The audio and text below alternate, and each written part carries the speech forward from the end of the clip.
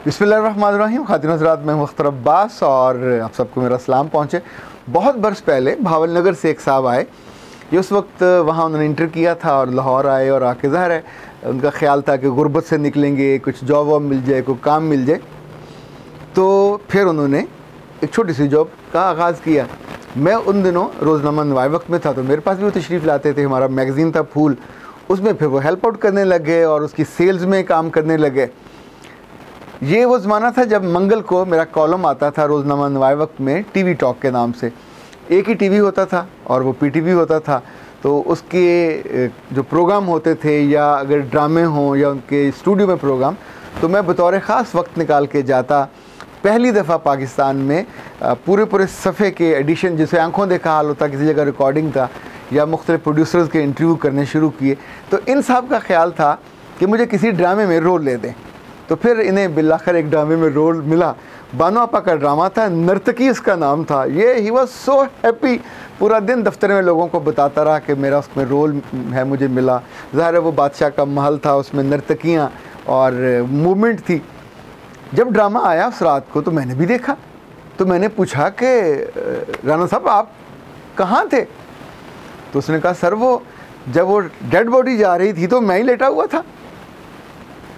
अच्छा, हम पहले मजाक समझे। तो फिर उसने कहा सर ये कोई आसान नहीं है, मैं रोल में था और मैं चुप करके लेटा हुआ था, सांस बंद करके। आज बहुत दिनों बाद मुझे ये रोल में रहना याद आया। हुआ यूँ कि कल हम ट्रेनिंग पे जा रहे थे मैनेजमेंट हाउस में। तो हमारे जो नए असिस्टेंट हैं अब्दुल्ला साहब, उन्होंने मुझसे कहा कि सर 5 घंटे कितने लोग होंगे इस ट्रेनिंग में? तो मैंने कहा मैं अकेला ही हूँगा। अच्छा, अब अगला सवाल उसने मुरव्वत में या मोहब्बत में किया नहीं, पर वो करना यही चाह रहा था कि तुसी करोगे कि 50 घंटे। अच्छा, मेरा मामूल ये है कि अगर ट्रेनिंग 1 घंटे की हो तो मैं कम से कम 4 घंटे की तैयारी करता हूँ। 2 घंटे की हो तो मैं उसको 3 से ज़रब दे के जाता हूँ। 5 की थी तो मेरे पास जो स्टफ़ था, याद रखिएगा, you need to live that role.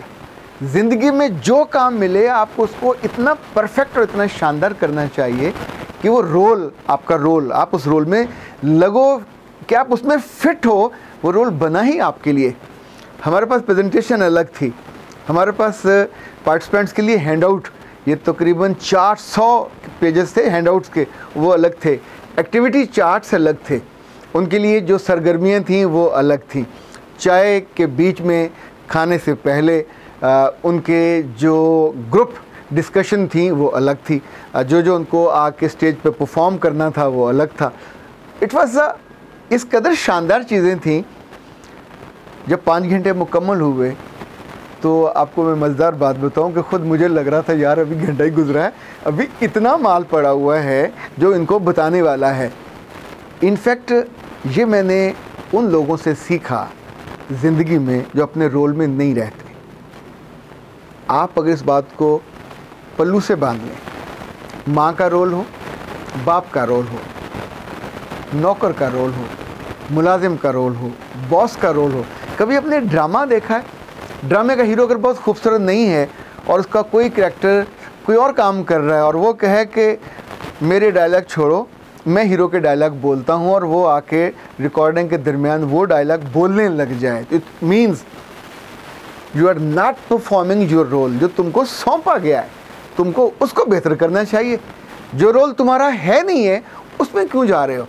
Like मैंने वहाँ एक मौके पे, अच्छा ये मेरी ज़िंदगी का एक बड़ा दिलचस्प मुशाहिदा है कि हर ट्रेनिंग में, वो कॉरपोरेट में हो, वो सियासी ट्रेनिंग हो, वो असातिज़ा की ट्रेनिंग हो, या वो ख़वातीन की ट्रेनिंग हो, कोई ना कोई बंदा या बंदी ऐसी ज़रूर निकलती है जिसे आपसे इख्तलाफ होता है। बिस्मिल्लाह हुआ करे, इन्हें इख्तलाफ होना तो कोई बुरी बात नहीं है, उनकी अपनी ज़िंदगी है, उनका अपना चॉइस है। पर ए लोगों, कभी गौर तो करो, अगर तुम्हारे इख्तलाफ में दम होता तो तुम मेरी जगह होते।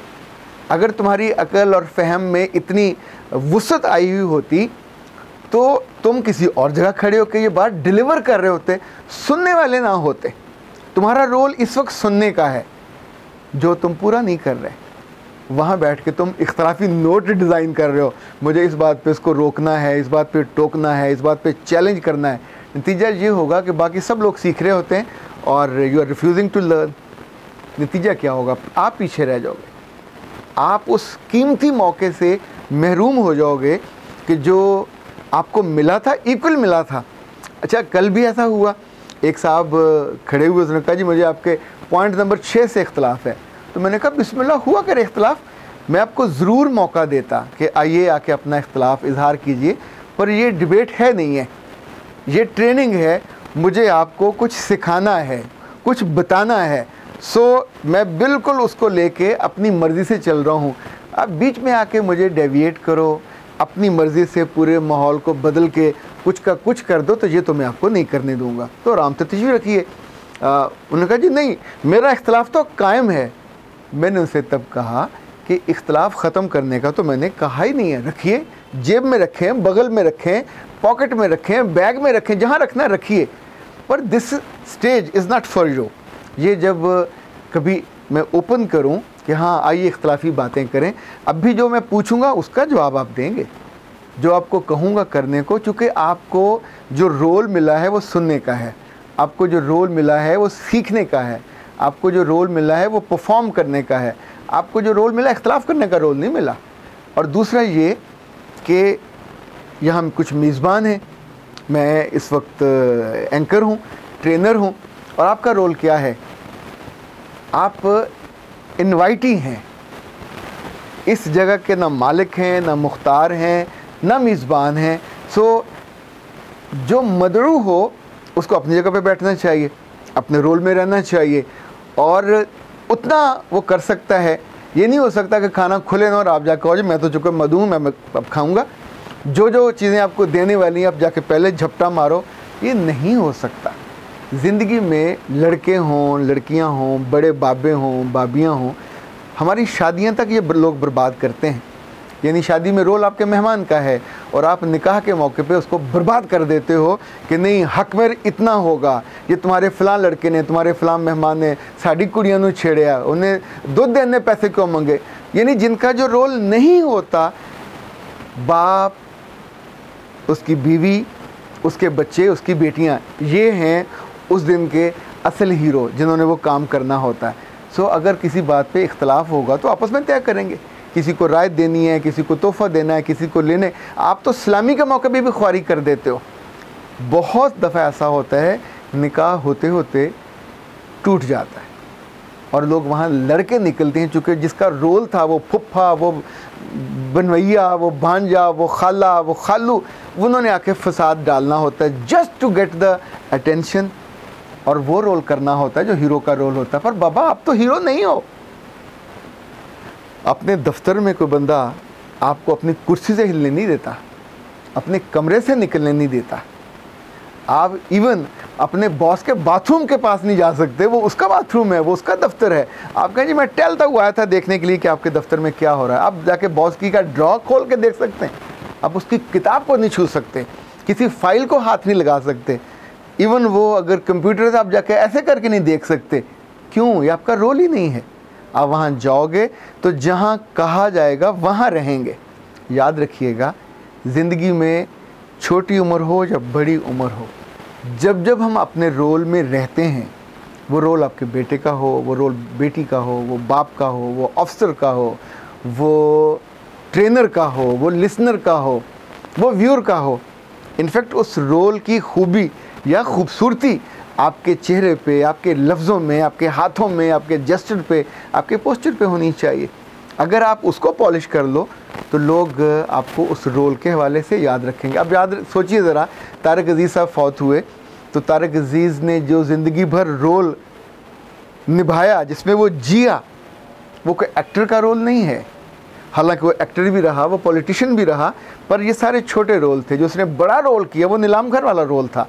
वो रोल था लोगों के साथ बात करने का, उसकी टोन, उसका लहजा, तो वो उसमें जिया। मरने के बाद उसकी जो पहचान हुई वो भी उसी हवाले से हो रही है। उस जैसा कोई अगर मिल जाए तो लोग कहते हैं he is copying the role.